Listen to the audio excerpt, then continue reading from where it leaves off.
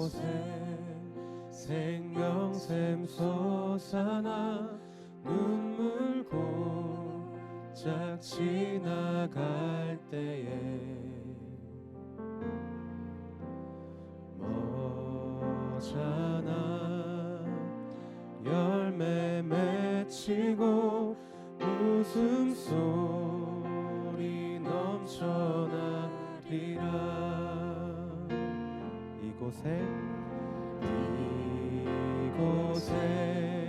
생명샘 솟아나 눈물 고짝 지나갈 때에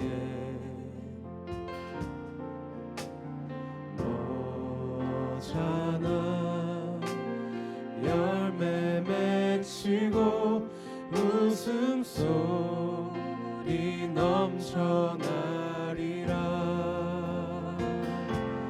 꽃들도 구름도 바람도 넓은 바다도 찬양하라 찬양하라 예수를.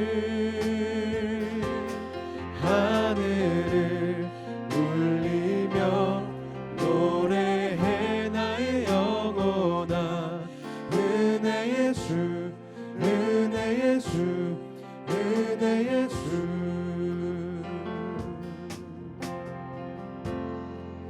그날에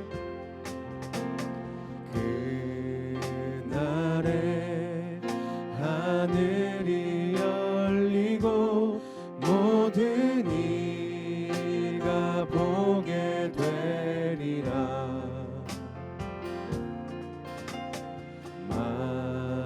마침내 꽃들이 피고 영광의 주가 오시리라.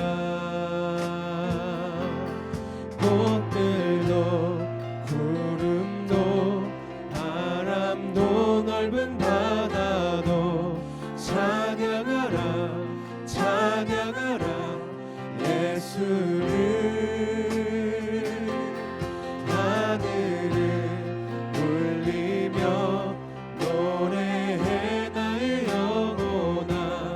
은혜의 주 은혜의 주 은혜의 주. 아멘. 꽃들도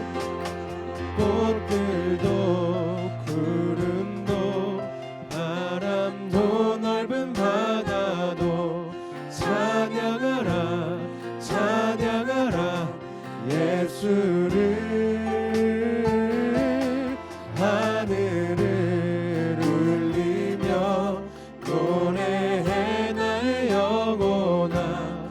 은혜의 주 은혜의 주 은혜의 주 은혜의 주 은혜의 주 은혜의 주 은혜의 주.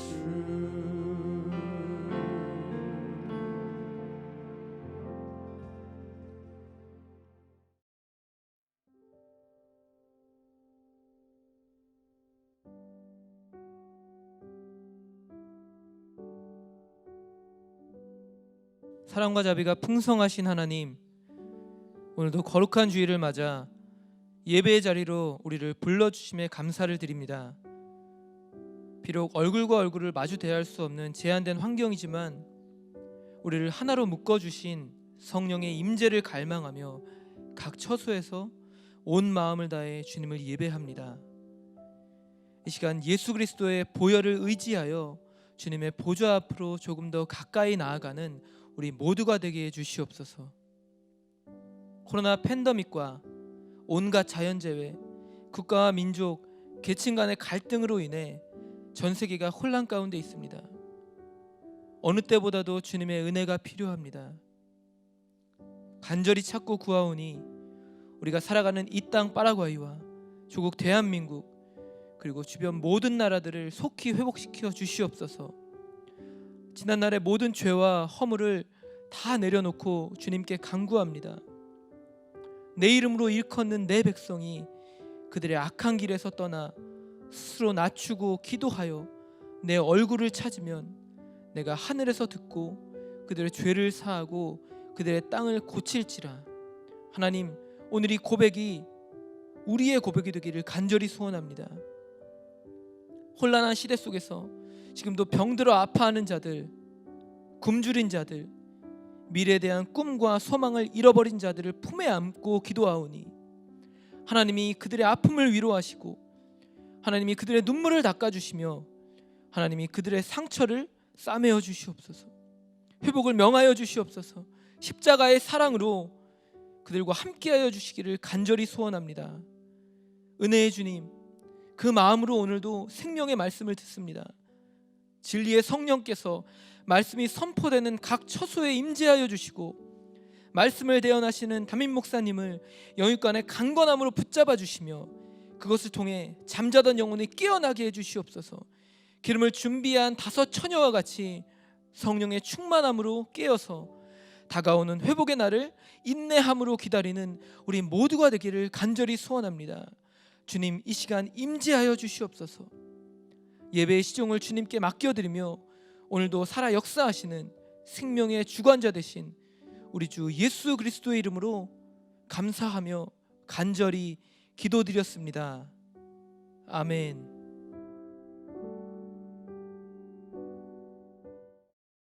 할렐루야. 사랑하는 성도 여러분, 한 주간 어떻게 지내셨습니까? 바라기는 여러분이 은혜와 그리고 하나님의 평강으로 그렇게 한 주간을 보내셨을 것을 믿습니다. 지난주까지 사도행전 강해 설교를 마쳤습니다.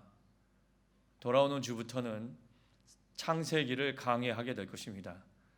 우리 주 예수 그리스도를 믿습니다와 더불어 하나님이 천지를 창조하셨습니다 라는 것을 믿는 고백이 여러분의 일터와 가정과 교회와 영혼 가운데 울려 퍼지기를 예수님의 이름으로 축원합니다.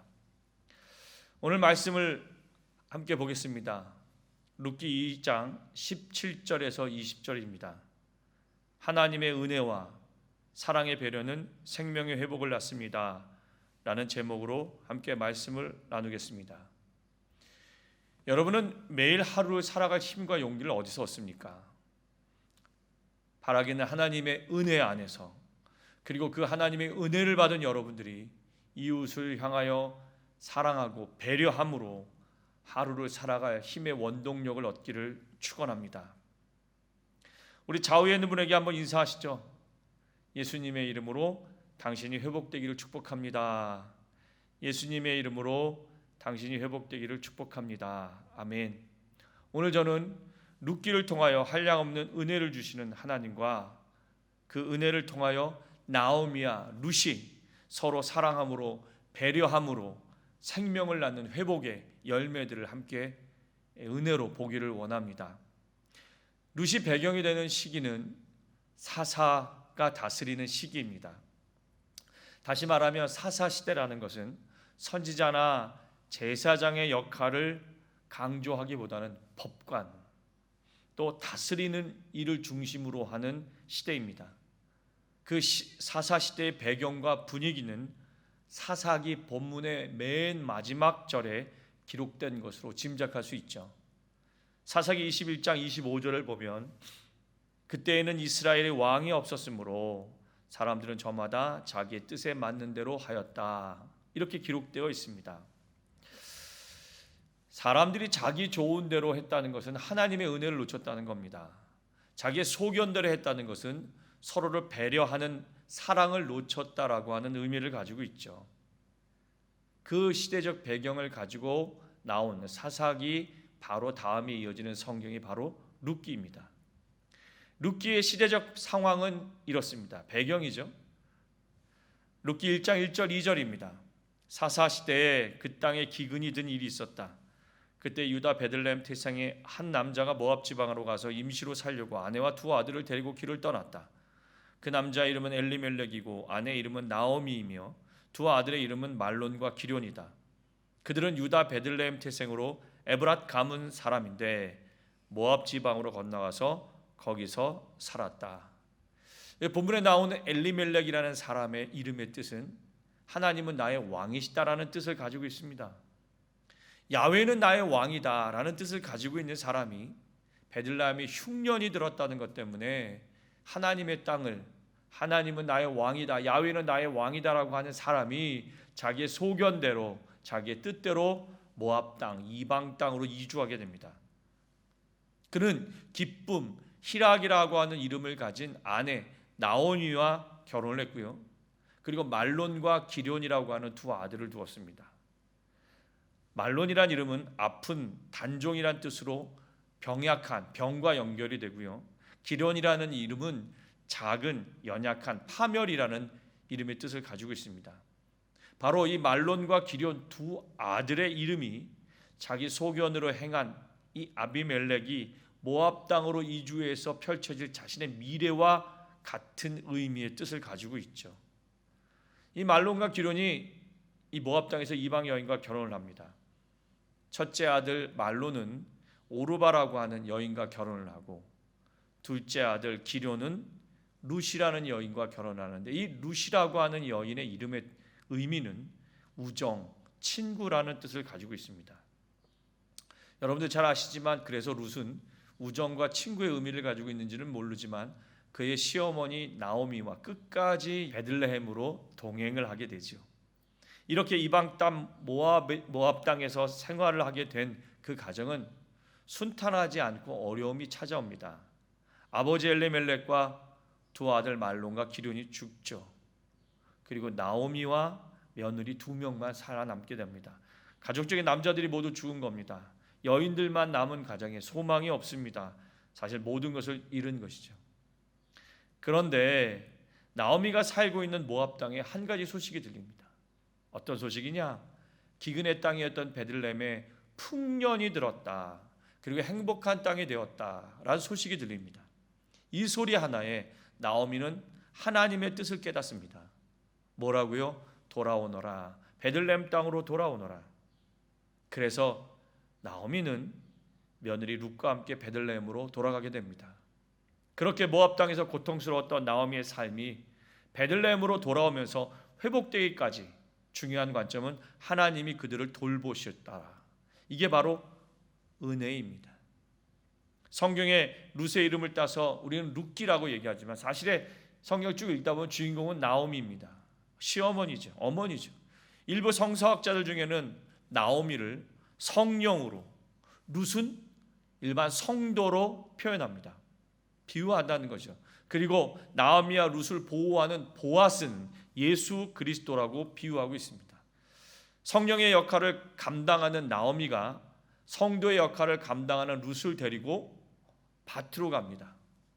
그 밭에서 예수 그리스도를 상징하는 보아스가 그 룻을 보고 그를 품에 안으며 돌보며, 나오미는 이 성도를 상징하는 룻을 밭으로 인도했다는 것이죠. 그래서 밭을 교회라고도 표현합니다.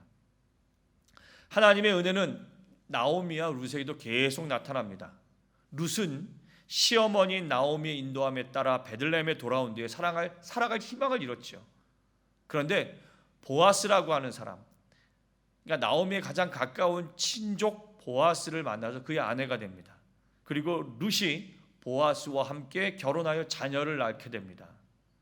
보아스는 룻을 아내로 맞이하였다. 그 여인이 자기 아내가 되자 그는 그 여인과 동침하였다. 주님께서 그 여인을 보살피시니 그가 임신하여 아들을 낳았다. 여러분, 성경에 보아스가 몇 살인지는 나오지 않지만 상당히 나이가 많은 것으로 추측합니다. 그런데도 야훼께서, 하나님께서 룻을, 그 여인을 돌보시니까 그 여인이 임신하여 아들을 낳았다. 마치 하나님께서 여러분이 잘 아는 아브람, 나이가 많은 아브람을 돌보면서 그에게 이삭을 주셨듯이 하나님의 보아스에게도 룻을 통하여 아들을 낳게 하신 것이, 이게 하나님의 은혜라는 것입니다. 하나님의 은혜는 계속해서 이어집니다. 보아스와 만나 결혼한 룻은 다윗 왕의 조상이 됩니다. 이 모든 일은 시어머니 나오미의 배려였습니다. 가족이 없는 나오미가 며느리가 떠날 것을 불안했다면 며느리가 다른 사람과 결혼할 것을 허락했을까요? 붙잡았을 것입니다. 그런데 나오미는 오히려 며느리가 보아스와 결혼할 수 있도록 힘을 씁니다. 이것 또한 은혜죠. 덕분에 룻은 보아스와 결혼하여 자손을 보는 겁니다. 그러자 은혜를 나눈 나오미의 주변 사람들이 자기 일처럼 기뻐하고 오히려 나오미를 격려하고 나오미를 찬양하고 나오미에게 영광의 관을 씌워줍니다. 룻기 4장 14절 15절입니다. 그러자 이웃 여인들이 나오미에게 말하였다. 주님께 찬양을 드립니다. 주님께서는 오늘 이 집에 자손을 주셔서 대가 끊어지지 않게 하셨습니다. 그의 이름이 이스라엘에게서 늘 기려지기를 바랍니다.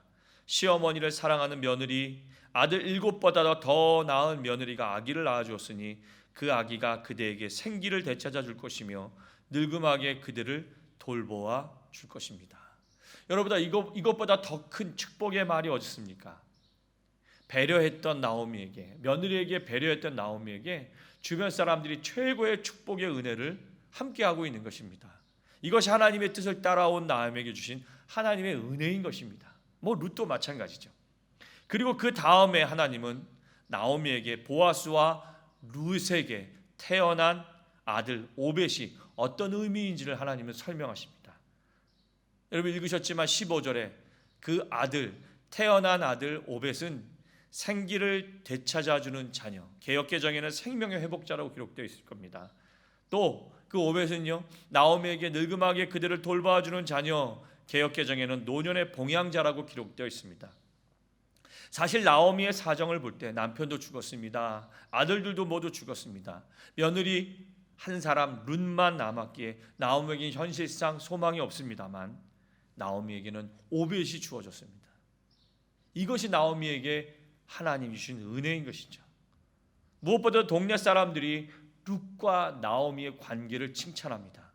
아들 7보다 더 나은 며느리라고 하죠. 이것만 봐도 시어머니와 며느리, 고부의 관계가 얼마나 가까웠는지를 알 수 있습니다. 그런데 이렇게 고부의 관계가, 며느리와 시어머니 관계가 아주 끈끈하고 서로 사랑한 이유가 있습니다. 그것은요, 이미 망한 모압 땅에서부터 나오미와 며느리 룻은 서로를 양보하고 배려하고 사랑했기 때문입니다. 나오미가 모압 땅에서 남편과 두 아들을 잃고 고향 땅 베들레헴으로 돌아가다가 문득 며느리 두 사람이 생각이 나는 거예요. 야, 이 두 며느리를 데려가면 나는 편안하고 며느리 일을 해서 먹을 것을 가져오면 나는 편안하겠지만 며느리 젊은 사람들은 어떡하나 하고 나오미는 마음을 바꿉니다. 그리고 그 시어머니 나오미는 며느리 두 사람에게 말을 하죠. 오르바 룻에게 얘기합니다. 얘들아, 너희들의 갈 길을 가라. 저는 배려를 얘기하고 싶은 거예요. 나오미는 며느리 두 명에게 배려를 합니다. 너희들이 갈 길을 가라. 나 때문에, 너희들이 젊은 너희들이 나 때문에 베들레헴에 가서 고생하기 어렵다. 옳지 않다. 너희들의 갈 길을 가라. 처음에는 두 며느리가 아닙니다 어머니가 끝까지 가겠습니다 하고 두 며느리도 어머니를 향하여 배려합니다. 참 아름답죠. 서로가 서로를 배려하고 있습니다. 그러자 나오미가 두 번째 며느리들에게 배려합니다. 아니다, 가거라. 내가 너희들을 위해서 해줄 것이 무엇이 있느냐. 가거라, 떠나거라. 그렇게 두 번째 배려를 하자 큰 며느리 오르바는 못 이기며 떠납니다. 하지만 둘째 며느리 룻은 끝까지 어머니를 붙잡습니다. 룻은 두 번째 배려를 하는 것이죠. 오르바가 가는 것을 보고 나오미가 다시 한번 룻에게 얘기합니다. 사랑하는 딸아, 며느리야, 너희 동서를 따라 돌아가거라. 너희 동서를 따라 너희 고향으로 가거라. 그러자 이렇게 세 번째 배려를 하자 이번에 룻이 더 강하게 어머니에게 얘기를 합니다. 룻이 대답하였다. 나더러 어머니 곁을 떠나라거나 어머님을 뒤따르지 말고 돌아가라고는 강요하지 마십시오. 어머님이 가시는 곳에 나도 가고 어머님이 머무는 곳에 나도 머무르겠습니다. 어머니의 결례가 내 결례이고 어머님의 하나님이 내 하나님입니다.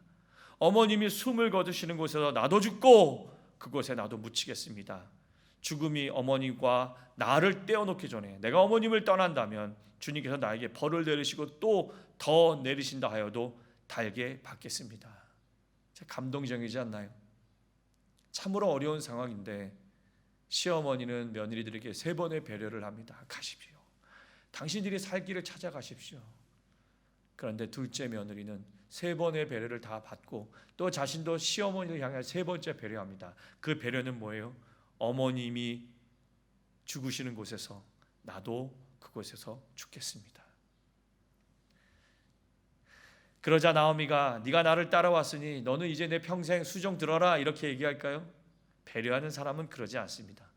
네 번째로 어떤 배려를 해요? 베들레헴으로 돌아와서 이 룻이 좋은 사람을 만나서 결혼할 수 있도록 애를 씁니다. 그리고 룻이 보아스를 만나 결혼하죠. 그리고 오벳을 낳습니다. 여러분 핏줄상 여러분 이 오벳은 나오미와는 아무 관계가 없습니다. 먼 친척은 될 수 있겠죠. 그렇게 결혼을 하도록 배려한 이 나오미에게 며느리 룻은 자신도 네 번째 어머니를 향해서 배려를 합니다. 그게 바로 룻기 4장 16절 17절입니다. 나오미가 그 아기를 받아 자기 품에 안고 어머니 노릇을 하였다. 이웃 여인들이 그 아기에게 이름을 지어주면서 나오미가 아들을 보았다 하고 환호하였다. 그들은 그 아기의 이름을 오벳이라고 하였다. 그가 바로 이새의 아버지요 다윗의 할아버지이다. 아멘. 태어난 아이의 이름이 오벳이랍니다. 이 이름이 바로 섬김입니다. 나오미가 며느리를 섬겼습니다. 4번에 걸쳐서 배려했죠. 며느리는 시어머니에게 4번에 걸쳐 그리고 자신이 생명으로 낳은 그 아들까지도 어머니에게 섬기며 드립니다. 룻은 자신이 낳은 섬김의 아들을 시어머니의 품에 안게 합니다. 참으로 놀라운 사랑들이죠. 오늘 되어진 일들을 가만히 보면 이겁니다. 룻기의 중요 등장인물들에게는 하나의 공통점이 있습니다. 하나님의 은혜를 따랐다는 거죠. 나오미가 하나님의 은혜를 따랐더니 룻도 하나님의 은혜를 따랐고 심지어는 보아스도 하나님의 은혜를 따라갑니다. 하나님의 뜻을 따라가는 것이죠. 그 하나님의 은혜가 가정 가운데 임하니까 가족들이 서로 사랑으로 배려하기 시작합니다. 섬기기 시작하는 거죠. 배려라고 하는 단어가 참 귀하지 않습니까? 지금과 같은 이 시대에 서로를 이해하고 그리고 서로를 배려할 수 있는 마음이 얼마나 중요합니까? 그랬더니 거기에는 회복하는 생명이 잉태되어 나왔다는 겁니다. 사랑하는 성도 여러분, 여러분도 가정에서 일터에서 하나님의 은혜를 충만히 경험한 후에 서로 사랑으로 배려해서 지금 여러 가지 어려운 상황과 환경을 회복하는 배려의 그리고 열매, 하나님의 회복이 축복이 함께 하시기를 축원합니다. 룻기는 단편 소설의 형태를 띠고 있습니다. 단편 소설은 서론, 본론, 결론이 있죠. 그리고 단편 소설의 마지막에 결론은 해피엔딩이든 새드엔딩이든 결론을 짓게 되어 있습니다. 룻기의 단편 소설의 마지막은요 해피엔딩인데 아주 중요한 결론을 남기게 됩니다. 저자의 의도가 무엇인지를 설명하고 있어요. 그게 마태복음과 연관이 됩니다. 그게 바로 족보예요. 족보. 룻기의 맨 마지막의 족보는요 룻기 4장 18절에서 22절입니다. 18절 다음은 베레스의 계보이다. 베레스는 헤스론을 낳고 헤스론은 람을 낳고 람은 아비나답을 낳고 이 베레스가 누굽니까? 유다와 며느리였던 가나안 여인 다말 사이에서 태어난 그 아이입니다. 그게 베레스예요. 이방 여인 가나안 여인과 유다가 결혼을 하여 낳은 아들이 베레스입니다. 그리고 베레스가 헤스론을 낳고 헤스론을 람을 낳고 람은 아비나답을 낳고 암미나답은 나손을 낳고 나손은 살몬을 낳고 살몬은 보아스를 낳고 여러분 이 살몬이 누구예요? 여리고 전쟁할 때 라합이라고 하는 기생 여인과 결혼을 한 사람입니다. 거기서 보아스가 나온 거예요. 그리고 보아스는요 오벳을 낳았어요. 보아스는 누구랑 결혼했죠? 모압 여인 룻에게서 결혼하여 오벳을 낳습니다. 이것이 룻기에서 말하는 마지막 족보입니다. 근데 마태복음 1장 5절 6절에 이와 똑같은 족보가 기록되어 있죠. 살몬은 라합에게서 보아스를 낳고 보아스는 룻에게서 오벳을 낳고 오벳은 이새를 낳고 이새는 다윗 왕을 낳았다. 다윗은 우리아의 아내였던 이에게서 솔로몬을 낳았다. 이방 여인 4명의 이름이 룻기와 마태복음에 다 드러납니다. 모두 이방 여인들이었어요. 밧세바 여인까지요. 우리아의 아내였던 이 여인 밧세바죠. 그런데요, 이 이방 여인들과 결혼했던 모든 사람들 가정이 다 하나님께로 돌아옵니다. 왜요? 하나님의 은혜를 붙잡았기 때문이죠. 그리고 돌아온 그들은요, 과정이 회복이 되어서 이스라엘의 가장 위대한 왕 다윗을 태어나게 하고, 그리고 그 가운데서 바로 우리 주 예수 그리스도께서 태어나신 것입니다. 오늘 우리는 하나님의 은혜를 붙잡아야 합니다. 그 은혜로, 하나님의 은혜로 가족 간의 사랑과 배려로, 섬김으로 우리는 이 땅에서 회복되고 승리해야 합니다. 이 룻기를 마치면서 룻과 나오미의 삶을 배웠으면 합니다. 무엇을 배울까요? 여러분, 인간은 죽음이라는 것을 통과할 때 비로소 새로운 세계의 눈이 떠진다는 것을 꼭 기억하십시오. 룻기에 나오는 나오미나 오르바나 룻의 이 세 여인은 남편들이 죽는, 아들이 죽는 그런 아픔을 경험했습니다. 세 여인 모두 사랑하는 사람들이 죽는 처절한 아픔들을 경험했다는 것이죠. 그리고 그들의 삶은 굉장히 어려워졌고 피폐해졌습니다. 근데 나오미는 그 가운데서 누구를 붙잡았어요? 하나님의 은혜를 붙잡았습니다. 하나님의 은혜를 붙잡았습니다. 그 은혜를 붙잡자마자 나오미에게는 원망과 불평이 아니라 배려하고 사랑하기 시작했죠. 누구를 향했어요? 며느리들을 향해서. 회복의 열매가 열리기 시작하는 겁니다. 여러분, 죽음을 경험했다고 해서 반드시 좋고 새로운 세계가 열리는 것은 아닙니다. 오히려 죽음을 경험했기 때문에 더욱더 세속주의가 되고 쾌락주의가 되고 염세주의자가 될 수 있어요. 큰 며느리 오르바는 죽음을 경험했지만 하나님의 은혜를 붙잡다가 세상으로 다시 돌아가죠. 여러분, 기억해야 합니다. 죽음을 알 때, 그 죽음을 알기 때문에 죽음 이후의 삶을 기억해야 합니다. 죽음 이후의 삶을 책임져 주시는 것은 하나님밖에 없습니다.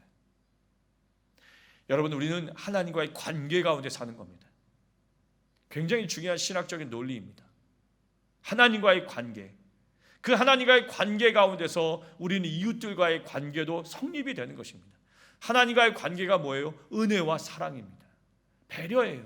섬김이에요. 그것을 통해서 얻은 우리가 바로 이웃들을 그렇게 향하여 나아갈 때 바로 생명으로, 영원한 생명으로 가는 구원의 길로 가는 것입니다. 또한 이 룻기를 통해서 우리가 얻을 수 있는 것은 삶을 아름답게 일구기 위해서는 우리가 끊임없이 상대방에게 배려와 사랑으로 함께 나누어야 한다는 것이고, 또 그렇게 배려와 사랑의 은혜로 생명으로 회복되기 위해서는요, 꼭 기억하십시오. 고통을 이겨내야 합니다. 이 고통이란 단어가 히브리어로 마라라고 하죠. 나오미는 꿈을 안고 10년 전에 모압 땅으로 갔지만 그 10년 가운데 다 잃어버렸습니다. 그리고 고통이 찾아왔죠. 그 고통 가운데서 나오미가 선택한 것은 며느리와 함께 고향 베들레헴으로 돌아오는 겁니다. 그런데 웬걸요, 돌아와 보니까 고향 사람들이 나오미가 왔다, 나오미가 왔다. 나오미의 뜻은 뭐라 그랬죠? 기쁨, 희락이라 그랬습니다. 이런 얘기예요. 희락이 왔다, 기쁨이 돌아왔다. 동네 고향 사람들이 박수를 쳐주는 거예요. 그러나 나오미가 뭐라고 얘기합니까? 나오미가 그들에게 대답하여다, 나를 나오미라고 부르지 마십시오. 전능하신 분께서 나를 몹시도 괴롭게 하셨으니 이제는 나를 마라라고 불러주세요. 나를 기쁨, 희락이 돌아왔다 그러지 말고 고통이 돌아왔다, 마라를 불러달라고 얘기하는 겁니다. 중요한 사실은요, 나오미는 그 고통이 자신의 잘못된 선택으로 시작되었고 그 잘못된 선택으로 고통이 찾아왔다는 것을 알았습니다. 그런데요, 나오미는 그 고통과 아픔 가운데 선택을 했습니다. 뭘요? 하나님의 품으로 돌아갈 것을 선택을 한 것이죠. 이게 늘 말씀드리지만 지혜입니다. 그랬기 때문에 고통으로 이어질 시간이 끝나고 하나님의 은혜로 생명의 회복으로 바꿔질 수 있는 것입니다. 이게 하나님의 은혜입니다. 나오미는 마라와 고통을 부딪히고 새로운 생명으로 바꾸기 위해서 하나님을 붙잡았습니다. 하나님 품 안으로 돌아온 것이죠. 그러자 더 이상 마라와 고통이 더 이상 이 나오미와 룻을 괴롭히지 못했습니다. 그들은 승리한 것이죠. 하나님의 은혜로 하나님의 세계로 들어온 나오미, 그는 변화되었고 며느리도 변화가 되었고 서로 배려하고 사랑함으로 하나님의 생명의 회복으로 거듭날 수 있었던 것입니다. 여러분, 우리 기억해야 합니다. 마라와 같은 고통이 내게 찾아왔을 때 우리는 그 고통 가운데 주저앉고 울고 두려워하는 것이 아니라 일어나 하나님 품 안으로 하나님의 뜻으로 돌아가야 합니다. 그리고 나오미가 마라를 고통을 받아들였듯이 우리도 그 고통을 받아들이되 그 고통이 기쁨으로 바뀔 수 있도록 배려하고 사랑하고 이겨내야 합니다. 바로 룻기서는 끊임없는 하나님의 돌보심과 은혜를 외치고 있는 것입니다. 은혜는 히브리어 성경으로 헤세드라고 하는 단어를 씁니다. 묘하게도 룻기에서는 이 헤세드라고 은혜라고 하는 단어가 선대하다, 먼저 선대하고 먼저 베풀고 은혜, 인애, 배려라는 뜻으로 번역이 되어 있지만요, 그 외 다른 성경에서는 이 헤세드가 하나님의 언약이란 단어로 사용되어지고 있습니다.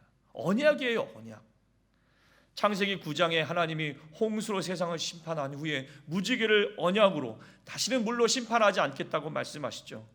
이게 바로 헤세드입니다. 창세기 9장 11절에서 13절입니다. 내가 너희와 언약을 세울 것이니 다시는 홍수를 일으켜서 살과 피가 있는 모든 것들을 없애는 일이 없을 것이다. 땅을 파멸시키는 홍수가 다시는 일어나지 않을 것이다. 하나님은 말씀하셨다. 내가 너희 및 너희와 함께 있는 숨쉬는 모든 생물 사이에 대대로 세우는 언약의 표는 바로 무지개이다. 내가 무지개를 구름 속에 둘 터이니 이것이 나와 땅 사이에 세우는 언약의 표가 될 것이다. 창세기 9장에 언약이라고 하는 뜻이 단어가 7번 나옵니다. 7 언약, 7빛깔 무지개. 무지개는 캐셰트라고 하는 단어를, 히브리어 단어를 쓰는데 이 캐셰트는요, 활이라는 의미를 가지고 있어요. 무지개 모양의 활을 만약에 장착을 한다고 보십시오. 이 화살이 어디로 날아갑니까? 하늘로 향해 올라갑니다. 이 의미는 뭐냐면 우리들이 잘못된 길로 가서 심판을 받을 때 그 고통을, 그 화살의 고통을, 죄의 고통을 하늘이 대신해서 심판받겠다고 하는 언약의 은혜입니다.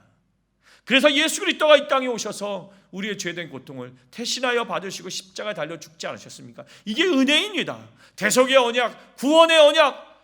이게 에덴 동산의 죄를 범한 다윗, 아담 이후로 하나님이 그의 무화과 나무 옷을 내려놓고 가죽옷을, 피 묻은 가죽옷을 입히듯이 갈보리 산에 예수 그리스도께서 고난의 십자가의 죽으심을 받으시기까지 그 언약은 면면이 이어져 갔고, 지금은 성령의 은혜를 통해서 교회들에게 하나님의 회개와 하나님의 구원을 약속을 믿는 예수 그리스도를 따르는 자들에게 바로 이 구원의 은혜를 계속해서 주시는 것이죠. 나오미는 이 헤세드 구원의 언약, 계속의 언약을 붙잡고 베들레헴으로 돌아간 것입니다. 여러분, 우리도 구원의 언약을 붙잡고 이 고통의 땅에서 교회로 돌아가십시오. 하나님으로 돌아가십시오. 그리고 하나님은, 그리고 나오미는 며느리 룻을 밭으로 보냅니다. 밭에서 누굴 만납니까? 보아스를 만납니다. 말씀드렸잖아요. 보아스가 누구라고요? 나오미와 룻을 돌보는 하나님 예수 그리스도라고요. 여러분, 이 밭을 교회로 상징한다면, 여러분, 나오미는 성령을 상징한다면, 성도인 룻을, 고난당하는 그 며느리, 나 때문에 고난당하는 그 며느리를 교회로 인도한 거예요. 그러자 거기서 예수 그리스도를 만나 죄로부터, 고난으로부터 구원받는 은혜가 있는 것이죠. 사랑하는 성도 여러분, 보아스가 여러분의 삶에 부족한 것을 채울 겁니다. 예수 그리스도께서 여러분의 연약한 것들을 강하게 하시고 생명이 회복되게 하실 것입니다. 그러면 나오미처럼 절대 절명에 있는 이 위기와 고난 가운데서 헤세드, 은혜, 하나님의 은혜를 붙잡을 수 있도록, 하나님의 언약, 구원의 언약, 예수 그리스도의 언약을 붙잡을 수 있도록 여러분이 그들을 인도해 주셔야 할 것입니다. 누구를요? 배려할 수 있는 사랑하는 가족들, 이웃들, 우리 모두를 말입니다. 성도 여러분, 우리는 마라라고 하는 이 고통 가운데 있습니다. 지금은 그 어느 때보다 하나님의 은혜가 필요합니다. 그 은혜를 부여받은 우리는 그 어느 때보다 내 이웃을 더 사랑하고 배려하고 섬겨야 합니다. 내 주장, 내 소견이 아니고 말이죠. 그래야 거기서 바로 생명을 낳는 회복의 열매가 가득할 줄로 믿습니다. 오직 하나님의 은혜 가운데 여러분이 그 은혜를 받고 사랑하고 배려함으로 회복하고 생명의 열매를 얻는 귀한 축복이 여러분의 가정과 일터와 여러분의 영혼 가운데 가득하시기를 예수님의 이름으로 축복하며 기도드립니다. 아멘. 기도하겠습니다. 거룩하신 아버지 하나님, 오늘도 하나님의 언약을 붙잡고 이 예배 자리에 섰습니다. 하나님의 언약을 붙잡고 회복의 언약을 붙잡고 생명의 회복의 언약을 붙잡고 말씀 가운데 섰습니다. 오늘 주일을 맞이하는 사랑하는 성도 여러분들, 그리고 사랑하는 이웃들, 사랑하는 모든 나라와 교회들을 머리 위에 하나님의 회복을 명하사 하나님의 언약을 붙잡고 배려하고 사랑함으로 회복하고 승리하고 열매를 얻는 축복이 있도록 인도하여 주옵소서. 오늘도 사랑합니다. 오늘도 배려하고 섬깁니다. 하나님, 그곳에 하나님의 언약과 하나님의 은혜가, 성령의 충만함이 가득하여 모두가 승리하는 귀한 열매 있도록 우리 하나님 인도하고 보호하시고 승리케 하여 주옵소서. 예수님의 이름으로 축복하며 기도드리옵나이다. 아멘. 하나님을 사랑하는 귀한 백성들이 그의 마음과 그의 진심을 모아서 하나님의 은혜 가운데 귀한 예물을 심습니다. 이 예물은 우리의 마음이오니 드린 그 마음들을 기억하사 물질과 상황과 건강과 모든 환경 때문에 눈물 흘리지 않도록 우리 하나님께서 지키시고 보호하시는 은혜를 더하여 주시고, 그 은혜를 받은 우리들은 이 하나님이 허락하신 이 풍요롭고 또 하나님이 주신 허락하신 이 아름다운 열매를 가지고 하나님의 뜻을 이루기 위하여 배려하고 나누는 일에 쓰임을 받도록 인도하여 주옵소서. 100배, 60배, 30배 열매를 얻기를 원합니다. 하나님, 마음을 다하여 드린 성도들의 모든 삶을 회복되어 축복하여 누리게 하여 주옵소서. 이 귀한 예물을 축복하며 지금은 우리 주 예수 그리스도의 은혜와 성부 하나님의 극진하신 사랑과 보혜사 성령님의 내주 감화 감동 교통 충만케 하는 축복이 하나님이 오늘도 이 예배를 드린 모든 성도님들의 머리 위에 하나님의 은혜를 내리시고 성령을 내리셔서 그 마음의 갈급함으로 고통을 이기는 사랑과 은혜의 배려함이 가득하여 모든 성도님들 가정 위에 생명의 회복의 열매가 가득하시기를, 그리고 무엇보다 두려움과 염려와 걱정이 떠나가는 하나님의 놀라운 축복이 있기를 예수님의 이름으로 간절히 축복하며 기도드리옵나이다. 아멘.